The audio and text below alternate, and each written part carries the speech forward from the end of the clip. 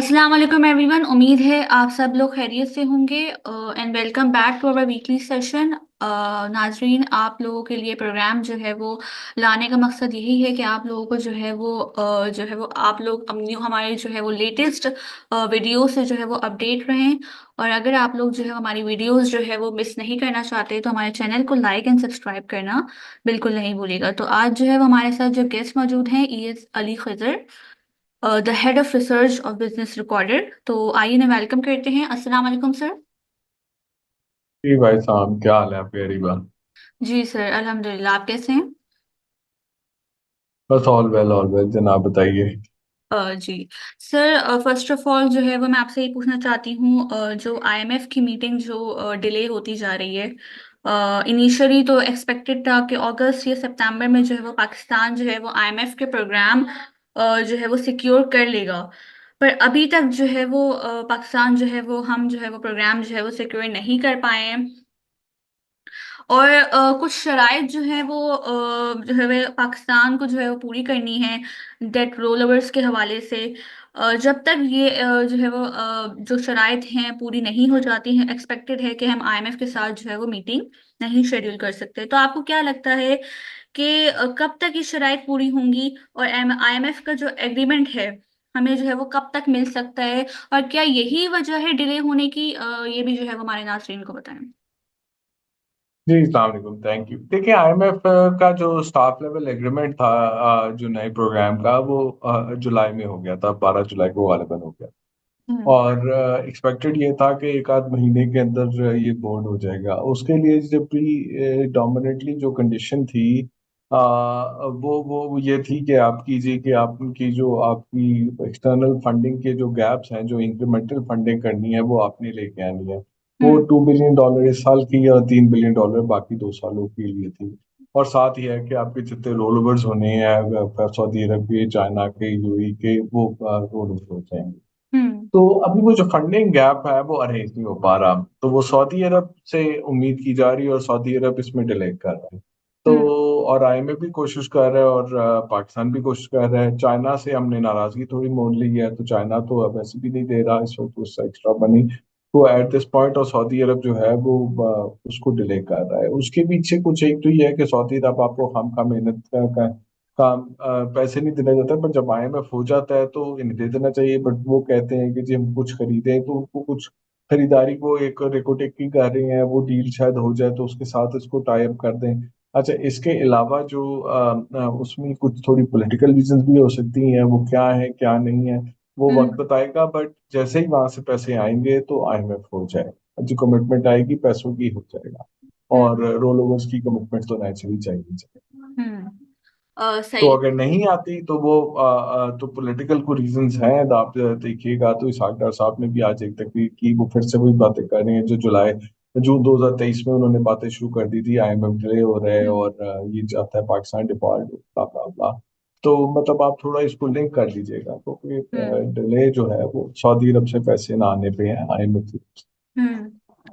सही। सर, थोड़ा ये डिटेल में बताइएगा कि पाकिस्तान जो है वो जैसे कि पाकिस्तान गवर्नमेंट कोशिश कर रही है कि जैसे कि आपने बताया सऊदी अरब से जो है वो के साथ रेकोटेक की डील करने की, जो अगर वो करने में कामयाब हो जाती है तो उससे रोल ओवर्स भी पाकिस्तान को मिल सकते हैं और एडिशनल फाइनेंसिंग भी मिल सकती है। तो इस रेकोटेक की डील के हवाले से आपका क्या व्यू है? और क्या हम जो है वो अपने मुल्क की असासे जो है वो आपको क्या लगता है कि बहुत कम कीमत में जो है वो बेचने को तैयार हो गए हैं? देखिए जी, रिकोडेक के अंदर हमारी तो बड़ी एक हिस्ट्री जो है वो बड़ी मिक्स्ड हिस्ट्री। आपने देखा कि पहले हमने डील की, फिर उससे वापस गए हम, फिर हम इंटरनेशनल कोर्ट में उस पर पैसे हारे, फिर ये रीडील हुई और अब हमारे पास एक इंटरनेशनल पार्टनर है, वो कर रहा है। बाकी बाकी पाकिस्तान के पास, बलूचिस्तान गवर्नमेंट के पास 25% शेयर है, कोई इतने ही आपके फेडरल गवर्नमेंट के पास है, और बाकी आपके जो फॉरेन पार्टनर के पास है, जो आपका ऑपरेशनल पार्टनर है। तो अब इसे ज्यादा क्यों डाइल्यूट करना चाह रहे हैं at this point of time, $1.2 billion के लिए, जबकि ये इसका पोटेंशियल ज्यादा है। और आगे डॉलर कमोडिटी का वैसे भी मतलब आगे के जो ग्लोबल हालात चल रहे हैं, commodities become very precious going forward. तो उसमें ये है कि हमें क्या ये डील करनी चाहिए इसमें, क्या हमें ये बेचने चाहिए पैसे इसके लिए, जो कि सऊदी अरब इसको खरीदना चाह रहा है और सऊदी अरब इसके साथ टाई अप करना चाह रहा है आपकी फाइनेंसिंग की। तो मेरे ख्याल में मतलब ये डील हम उस जो जो एक्सटर्नल फाइनेंसिंग का सपोर्ट सऊदी अरब कर रहा है उसको नजर में रखते हुए कर रहे हैं, रादर देन के रिकॉर्ड की अपनी फिजिबिलिटी के बेस पे क्या उसे बेचना चाहिए कि नहीं बेचना चाहिए उस पर जा रहे हैं। तो हम्म। ये अनफॉर्चुनेट सी एक बात है कि हम थोड़ा सा मतलब उस साइट के ऊपर कॉम्प्रोमाइज। हम्म। सही सर। थर्ड क्वेश्चन जो है वो मेरा, मार्केट में जो है होने वाली जो फॉरेन सेलिंग है, जो लास्ट वीक हमने देखा कि फॉरेन सेलिंग थी काफ़ी, तो उसके हवाले से है। तो इस फॉरेन सेलिंग के बाद जो है वो काफ़ी इन्वेस्टर्स का, इंस्टीट्यूशनल भी इंडिविजुअल भी, सबका जो है वो इंटरेस्ट जो है वो ख़त्म हो गया है। तो आपको क्या लगता है आगे आने वाले हफ्तों में हम कितनी मजीद सेलिंग एक्सपेक्ट कर सकते हैं? देखिए जी, मार्केट जनरली तो हालात ठीक है। देखिए स्टेबलाइजेशन आ रही है आपकी, जो है फॉरेन एक्सचेंज अब 3 बिलियन से 9 बिलियन पे चले गए हैं। इन्फ्लेशन आपकी सिंगल डिजिट में आ गई है, करंट अकाउंट इसको कंट्रोल में है आपका। हम्म। आपको इंटरेस्ट रेट और नीचे आते नजर आ रहे हैं। तो इन करेंसी में स्टेबिलिटी है, कोई ऐसा प्रेशर नहीं है। तो ये चीजें देखते हुए रेटिंग एजेंसीज भी, आप मूडी और फिच दोनों की देखते हैं, उन्होंने एक एक नॉच हमारी रेटिंग बेहतर कर दी और एक में तो आउटलुक भी पॉजिटिव कर दी है। तो वो चीजें तो ठीक है। इस वक्त तो हम्म। जो प्रॉब्लम फंसी हुई है वो कि आईएमएफ की डील के डिले होना है। हम्म। तो वो उससे थोड़ा सा प्रेशर है। देन द पॉलिटिकल जो भी आपकी यहाँ पे चीजें चल रही है वो है। प्लस ग्लोबल जो सुनारियो है, ग्लोबल इस वक्त अपनी मार्केट्स के अंदर वो इतने पॉजिटिव नहीं है। हम्म। तो परहैप्स वो जो है क्या कहते हैं इसको, वहां से भी कोई प्रॉब्लम आ रहा है फॉरेन सेलिंग का। बट मुझे कोई ऐसा वही है कि आपकी जो कि पॉलिटिकल चीजें यहाँ पे और आईएमएफ की जो फंसी होने की वजह से मार्केट जो है थोड़ी सी इसको आपको इस वजह से शायद आपको साइड बिजनेस आएगी। वैसे भी जब इतनी मार्केट ऊपर बढ़ जाती है इतने टाइम में तो उसमें ये करेक्शन तो हम्म। थिंक तो है। वॉल्यूम्स थोड़े लो है या डायरेक्शन इसको मिल रही हम्म। है। सही। इस पॉइंट पे मैं पार्टिसिपेंट से रिक्वेस्ट करूंगी, अगर किसी का कोई भी क्वेश्चन है तो वो हैंड रेस करके और माइक जो है वो ऑन करके पूछ ले। जी उमैर अरशद, अपना माइक ऑन कर लें। जी, अस्सलाम वालेकुम सर। जी भाई साहब। अच्छा सर, ये जो बिजनेस रिकॉर्डर आपकी वेबसाइट है उस पर कंटेंट भी हेल्दी होता है काफ़ी। तो क्या आपका कोई व्हाट्सएप चैनल या ग्रुप है जहाँ पे हम यानी कि डायरेक्ट वेबसाइट को रीच ना करें, उधर से हमें अपडेट्स वगैरह मिलती रहें? ये बिजनेस अकाउंट पूरा एक अखबार है जो पिछले 60 साल से चल रहा है। तो कि इसको इसको ये का अखबार आता भी है, इसकी वेबसाइट भी है। और इसके ये बाकी व्हाट्सएप चैनल मेरा नहीं ख्याल अभी इन्होंने शुरू किया है कोई ऐसा जिस पे अपडेट का हो। मैं चेक कर लूंगा, इनके ऑनलाइन वालों को रिक्वेस्ट कर दूंगा कि यहाँ पे डिमांड आई है तो इसको बिल्कुल कर लें। तो वो फिर इसके कर देंगे जिस पे आपको बीआर की सारी अपडेट्स मिलती जी, अच्छा सर, एक और चीज़ है, जिस तरह इशू बीसी है या फिर पीएसओ है, शेल में भी शायद सऊदीया ने इंटरेस्ट शो किया था। तो इनका क्या फ्यूचर है आने वाले कुछ दिनों में आपकी नज़र में? और ऑयल मार्केटिंग कंपनीज की बात करें, देखिए ऑयल मार्केटिंग कंपनीज का कारोबार जो है बड़ा अब एक स्टेबल कारोबार है, ऊपर चल रहा है। इसमें कुछ चैलेंजेस आए हुए हैं। एक चैलेंजेस है कि जो आपकी बहुत ज्यादा स्मगलिंग ईरान से हो रही है तो वो इनके बिजनेस पे इफेक्ट करती है। फिर उसके बाद मार्जिन कई दफा इनके इतने रेगुलेटेड होते हैं, रिवाइज नहीं होते, उससे इम्पैक्ट आता है इनको। और बट अदरवाइज ये ठीक है। बट गोइंग फॉरवर्ड अगर आप बड़ी लॉन्ग टर्म में देखेंगे तो वो जो ऑयल जो कि बेसिकली पेट्रोलियम प्रोडक्ट्स जो हैं वो व्हीकल्स में यूज होते हैं। तो आहिस्ता आहिस्ता जब जैसे जैसे ईवी की मार्केट बढ़ेगी, जैसे कि अभी BYD की लोग कह रहे हैं कि 2030 तक पाकिस्तान की जो मार्केट का 50% जो होगी वो या हाइब्रिड होगी या प्लग इन हाइब्रिड होगी या ईवी गाड़ियाँ होगी। तो जाहिर बात है पेट्रोल की कंजप्शन उसमें कम हो जाएगी। तो वो उस तरह से वो बिजनेस इतना उसमें उसमें वायबिलिटी उसमें थोड़ी कम आ रही है आगे जाके। फिर अगर आप ये देखिए कि इसके अंदर मोटर बाइक्स के अंदर आप देखिएगा जिस तरह अभी सोलर का रेवोल्यूशन आया है 2-3 साल में, जब ईवी की प्राइसेस बैटरी प्राइसेस गिरेंगी, टेक्नोलॉजी होएगी, तो मोटरसाइकिल में एकदम आपको बहुत तेजी से शिफ्ट नजर आएगा गाड़ियों से, मोटरसाइकिल का पेट्रोल से ईवी की तरफ। और मोटरसाइकिल तकरीबन आपका 40-45% आपका पेट्रोल इस्तेमाल होता है। तो वो थोड़ा सा फिर डीजल बिजनेस और लुब्रिकेंट बिजनेस वो तो अपने चलते रहेंगे। इस बिजनेस में थोड़ी जद्दत लानी पड़ेगी। वो देखना पड़ेगा। जो जितनी बेहतर ला सकेगा वो उतना इस पे चल। जी सर, जिस तरह एक ये मेरा लास्ट क्वेश्चन है, जिस तरह एयरलिंक है, ये काफ़ी इसने मार्केट को कैप्चर किया हुआ है। जिस तरह अभी शाओमी का भी इनके साथ एलसीडीज का कॉन्ट्रैक्ट भी हुआ है, तो इनका कंपटीटर कौन है एयरलिंक का इसका? देखिए एयरलिंक, हाँ जी, एयरलिंक इस वक्त, एयरलिंक पाकिस्तान के अंदर एक बड़ी वो प्रोग्रेसिव कंपनी है। एयरलिंक आपको पता ही है कि ये मोबाइल इंपोर्ट के काम से शुरू हुई थी, फिर उन्होंने यहाँ पे जो है वो उनकी जो है पूरी डीलरशिप भी ले ली। और उसके बाद फिर अगले स्टेप में इन्होंने क्या किया कि इन्होंने मोबाइल मैन्युफैक्चरिंग जब पाकिस्तान में शुरू हुई, असेंबलिंग शुरू हुई, तो उसके अंदर भी ये जब वो कहा गए तो साथ ये अब इनकी इनके इनके पास एक तो ये बहुत सारी होलसेल की मोबाइल की मार्केट में भी और डीलरशिप के ऊपर काम करते हैं, प्लस ये जो है मैन्युफैक्चरिंग भी करते हैं, और अब आगे जाके ये लैपटॉप और टीवी जिस साइड पे भी आ रहे हैं। तो इस तरह की मुझे और कंपनी इस वक्त कोई नजर नहीं आती। देखिए जैसे लकी वालों के ने एक लकी मोटर्स जो है उसने अपने साथ वो सैमसंग की मैन्युफैक्चरिंग असेंबली शुरू कर दी है। इस तरह चाइनीज आए थे, वो शाओमी वगैरह की वो अपनी करना चाह रहे थे, बट शायद अब एयरलिंक की तरफ ज्यादा उनका चीजें आ रही हैं और भी। और फिर एक एक कराची में एक अगेन ऑटो पार्ट्स के याद हैं प्लेयर, ये अल्लाह वाला साहब, उनकी टेक्नो के ब्रांड के ऊपर वो भी उनकी भी एक फैक्ट्री है, वो बना रहे हैं। बट वो हर कोई अपना थोड़ा चंक में काम कर रहा है। एयरलिंक ने जिस तरह वैल्यू चेन को पूरा कैप्चर किया है इस मार्केट के अंदर, ऐसा कोई आपको दूसरी मिसाल इस वक्त पाकिस्तान में मिल नहीं रही है। तो इस वजह से एयरलिंक एक एक मुनफरिद कंपनी आज की। बहुत बहुत शुक्रिया सर। जी अवैध समय तो आप अपना क्वेश्चन पूछिए। अस्सलाम वालेकुम सर। अच्छा, मेरा क्वेश्चन है निशात पावर के बारे में कि उसने एक हेल्दी डिविडेंड भी दिया लेकिन उसमें कोई प्राइस अप्रिसिएशन नहीं आई। तो उसके बारे में, निशात पावर के बारे में बता दीजिए। तो पेस काफ़ी ज़्यादा इस वक्त रैली कर रहा है, पेस का क्या फ्यूचर आपको नज़र आ रहा है? पेस के बारे में बता दीजिए प्लीज़, थैंक यू। अच्छा कि मैं स्टॉक्स तो इस तरह देखता नहीं हूँ। ये तो आपने कुछ कंपनी का जिक्र पहले किया, मैं उनके बारे में थोड़ा जानता था तो मैं उसकी बात करता हूँ। पेस के बारे में तो मेरे पास कोई, मुझे इसको मैंने बिल्कुल नहीं देखा ये क्या हो रहा है क्या नहीं हो रहा, तो मैं उस पर तो कमेंट नहीं कर सकता। निशात पावर के ऊपर मैं बात आपसे इस तरह कर दूंगा कि जो आईपीपीज हैं, निशात पावर 2002 की पॉलिसी की आईपीपीज जितनी हैं, इनके ऊपर फिर से जेर ताब आई हुई हैं। इनके ऊपर बहुत से आईपीपीज के ऊपर दोबारा से नेगोशिएशन चल रही है, जिसके अंदर के ये बात हो रही है कि इनके इनके रिटर्न्स को, इन कुछ चीजों को करे, कुछ 24 नुक्ते का एक पॉइंट आ गया कि जी वो कम करें। तो उस वजह से मतलब इनके वो फ्यूचर इतने हैं, जो जो भी उसके कैश फ्लोज हैं जिसके बेसिस पे वैल्यूएशन होती है, वो उसमें एक सप्रेशन आएगा। तो शायद डिविडेंड देने की वजह भी यही है कि पैसे निकाले जाएं ताकि कंपनी के पास पैसे ही कम रहे। तो मेरे ख्याल में इस वजह से ये चीज नहीं आ रहा कि आईपीपीज पे इन पे प्रेशर है।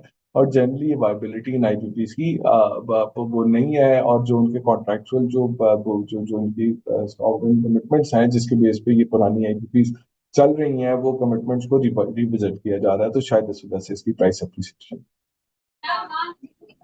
अच्छा सर, मारी के बारे में भी बता दीजिए, क्या इसको पे आउट अवेल करना चाहिए इसका? मारी के बारे में भी थोड़ा बता दीजिए। अगेन मारी के बारे में इस तरह पे आउट होके मैंने उस तरह से डिटेल्स देखी नहीं है कि पे आउट तो अच्छी बात है वो दे रहे हैं, बट मारी is a very strong company. और ईएनपी में और इसमें डिस्कवरीज की आगे प्रोबेबिलिटीज हाई हैं, और जब रेगुलेटर के क्लियर होने के बाद जनरली जो स्पीकिंग ईएनपी सेक्टर बेहतर है, तो it's a good good company to keep in the long run. सही सर, नेक्स्ट क्वेश्चन जो है वो मेरा मॉनेटरी पॉलिसी के हवाले से है। जो कि पिछले दिनों जो है वो हमने 150 बेसिस पॉइंट का कट देखा था इंटरेस्ट रेट में। तो इस दफा क्या देख रहे हैं आप? क्योंकि हम इन्फ्लेशन का फिगर भी काफी जो है वो नीचे आया है, यील्ड्स भी मार्केट में काफी कम हो गई हैं। तो आगे आने वाले दिनों में इंटरेस्ट रेट को आप कैसा देख रहे हैं? जो 12 तारीख को मॉनेटरी पॉलिसी आने वाली है, क्या इंटरेस्ट रेट रेट कट होता होता हुआ देख सकते हैं आप? जी, रेट कट तो इस वक्त बिल्कुल मेरे ख्याल में पत्थर पे लकीर की तरह है, क्योंकि आप इन्फ्लेशन आपकी जो है वो 9.5% पे है, इंटरेस्ट रेट आपके 19.5% पे है। तो इसका मतलब ये है कि रेट कट तो आने हैं, बट ये मुझे ख्याल में कोई बहुत ज्यादा एग्रेसिव रेट कट नहीं आएगा। आपको बहरहाल मेरे ख्याल में 150 बेसिस पॉइंट तक तो आप कर सकते हैं, तो 100 से 200 के दरमियान कट होगा। मुझे ज्यादा चांसेस 150 बेसिस पॉइंट के लग रहे हैं। और ये आहिस्ता आहिस्ता आहिस्ता को करते 15% पे लाएंगे और फिर इवेलुएट करेंगे सिचुएशन को, बट हम्म। आराम से करके मुझे इस पे लगा। अच्छा। अच्छा सर, मार्केट में कौन से सेक्टर्स जो है वो आपको परफॉर्म करता हुआ आगे नजर आ सकते हैं? क्योंकि हमने देखा था पिछले दिनों जब इंटरेस्ट रेट आए थे तो बैंकिंग सेक्टर्स ने, बैंकिंग स्टॉक्स ने टॉप परफॉर्मेंस जो है वो अपनी दिखाई। और इसके अलावा ऑटो सेक्टर्स में भी जो है वो काफी अच्छी रैली हमने बनती हुई देखी थी। ऑल्दो जो है वो नंबर्स उस तरीके के नहीं आए थे, लेकिन इसके अलावा साजगार में भी जो है वो हमने काफी अच्छी एक्टिविटी देखी। तो इस साल कौन से सेक्टर्स जो है वो डोमिनेटली लीड कर सकते हैं मार्केट में? देखिए वो कुछ सेक्टर कुछ कंपनी जिन्होंने अच्छा परफॉर्म किया, साजगार का बात की, उनकी वो गाड़ी सबसे ज्यादा चल रही है, बाकी गाड़ियां बिक नहीं रही हैं, तो नेचुरली वो एक स्मार्ट मूव थी उनकी इस वजह से। और वो छोटी बेस थी, छोटा कंपनी थी, तो वो बहुत एक उसमें बूस्ट मिल गया।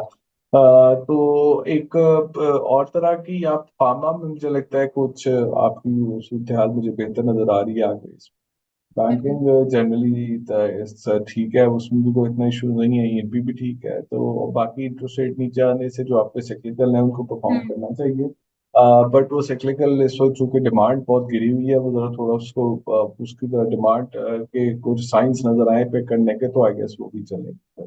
तो हम्म। इंटरेस्ट रेट नीचे आने पे जो सिक्लिकल स्टॉक्स है वो देख लीजिए, और फंडामेंटली स्ट्रॉन्ग स्टॉक्स मेरे ख्याल में, और इनोवेटिव जिस तरह आपने एयरलिंक वगैरह की बात की, इस तरह के हम्म। कोई आपको कंपनीज नजर आए जैसे साथीदार आपने बात की, जिनके अंदर पोटेंशियल नजर आ रहा है, जिनका कोई प्रोडक्ट एकदम चल रहा है, बाकी हम्म। मार्केट से फर्क कर रहा है, तो उन तरह की चीजों को देखते हैं। सही।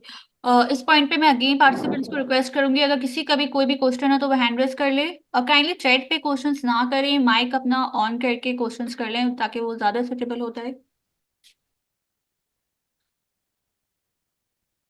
अच्छा सर, मैं एक लास्ट आपसे एक क्वेश्चन पूछूंगी कि महंगाई के ऊपर आप देख रहे हैं कि महंगाई जो है वो किसी भी सूरत जो है वो पाकिस्तान में कम होने का नाम नहीं ले रही।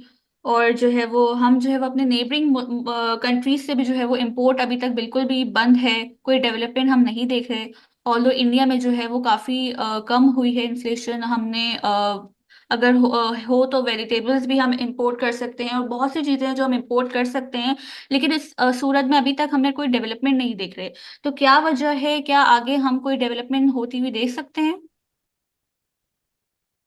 देखिए इकोनॉमी तो अभी स्लो ही रहेगी। प्रॉब्लम इकोनॉमी का जो बहुत बड़ी है वो तो यही है कि आप डिमांड भी आप करनी शक्ति जब ग्रो करती है, डिमांड आती है, तो इम्पोर्ट्स पे ग्रोथ आ जाती है, और इम्पोर्ट्स के ऊपर आपकी ग्रोथ आती है, एक्सपोर्ट्स तो आप बढ़ती नहीं, करंट अकाउंट डेफिसिट बढ़ जाता है, उसको इस वक्त फाइनेंसिंग हमारे पास अवेलेबल नहीं है। हम्म। हमारे पास तो जीरो करंट अकाउंट डेफिसिट के साथ भी जो फाइनेंसिंग है उसके इश्यूज पड़े हुए हैं, जिसकी वजह से आईएमएफ भी रुका हुआ है। तो वो अगले 2 साल 1 साल में मुझे वो ग्रोथ का मोमेंटम आपका नजर आता नहीं आ रहा है, इसलिए इंटरेस्ट रेट भी आपके 15% से नीचे आता है, इतने आपसे मुझे मुश्किल नजर आ रही हैं। हम्म।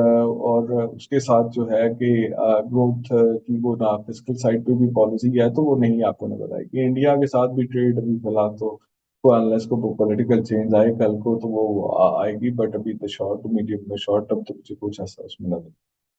तो ये इकोनॉमी बहरहाल अब मुझे लगता है 25-26 2 साल अभी स्लो रहेगी, वैसे 27-28 अगले उससे 2 साल के अंदर थोड़ा सा आपको शायद ग्रोथ पैटर्न नजर आए, बट आगे तो बिल्कुल। सही। अच्छा sir, last question will be very very specific. आपको क्या लगता है, क्या स्ट्रेटेजी होनी चाहिए इन्वेस्टर्स की आगे आने वाले दिनों में, नेक्स्ट वीक स्टॉक मार्केट में? नेक्स्ट वीक के बारे में मैं कुछ कह नहीं सकता। मैं स्टॉक मार्केट को उतना गौर से देखता नहीं, कि चार्ट्स देखता हूँ, वीकली मूवमेंट देखता हूँ क्या होता है। जनरली आपके जो इम्पोर्टेंट वो जो आपके जो आ रहे हैं हम्म। एक मॉनेटरी पॉलिसी है, अगर 150 बेसिस पॉइंट से कम हुआ तो मार्केट डिसअपॉइंट होगी, 150 बेसिस पॉइंट से कम ज्यादा हुआ तो मार्केट जो है वो मतलब उस पर थोड़ा परफॉर्म करेगी। 150 बेसिस पॉइंट तो मेरा ख्याल है प्राइसिंग हो चुका है। फिर हम्म। आपकी आईएमएफ का है कि आईएमएफ अगर जितनी जल्दी हो जाता है उतना मार्केट में बूस्ट आएगा, और उसमें डिले आता रहे तो जरा उसकी वजह से प्रेशर रहता है। और ग्लोबल आप देख लीजिए, सेलिंग है जो सारा कुछ है, तो वो एक ग्लोबल मार्केट्स का इम्पैक्ट है, वहाँ पे नेगेटिविटी है, तो उसका भी इम्पैक्ट स्पिल ओवर पाकिस्तान। हम्म। ओके। दीपक जी। ने ज्वाइन किया है। दीपक ने ज्वाइन किया है इंडिया से। दीपक साहब, कोई क्वेश्चन है आपका?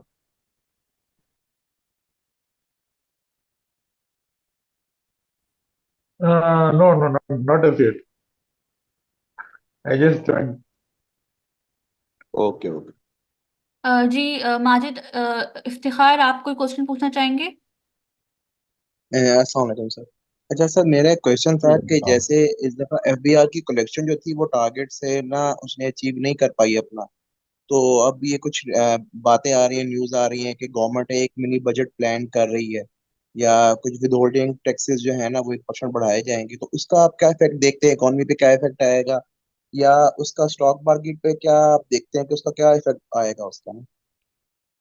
देखिए, बिल्कुल आप सही कह रही है कि विथहोल्डिंग टैक्स से 1% बढ़ाने की बात हो रही है सेल्स के ऊपर। फिर उसके अलावा जो एंटीजेंसीज हैं, शायद तेल तेल सस्ता हो रहा है तो पेट्रोलियम लेवी या सेल्स टैक्स जो है उस पर पेट्रोलियम प्रोडक्ट्स पे आ जाए, और कोई इस तरह से कहीं किसी चीज के रेट बढ़ सकते हैं, तो नेचुरली जहाँ पे जो टैक्स ऑलरेडी इतने ज्यादा है वो बढ़ेंगे और स्लो डाउन कर देगा।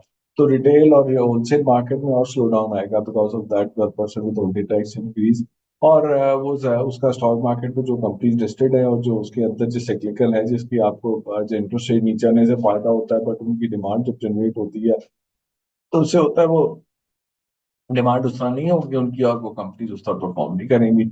आपकी पेट्रोलियम प्रोडक्ट्स हैं, आपकी सीमेंट है, स्टील है, ये सारे प्रोडक्ट जो हैं, जो ऑटो है, ये इन सब पे फिर इम्पैक्ट नेगेटिव ही आएगा उसका, क्योंकि ग्रोथ उस तरह नहीं होगी। जितना टैक्स बढ़ता जाएगा उतनी ग्रोथ कम होती जाएगी। तो एक वही बात है कि ये एक अगले 2 साल का साइकिल ऐसे ही लग रहा है। आप कहीं से भी कोई चीज पकड़ के देख लें तो आपको आउटकम वही नजर आता है कि डिमांड को नीचे ही रखी जाएगी, और टैक्सेस जाहिर है फिजिकल साइड बहुत टाइट है।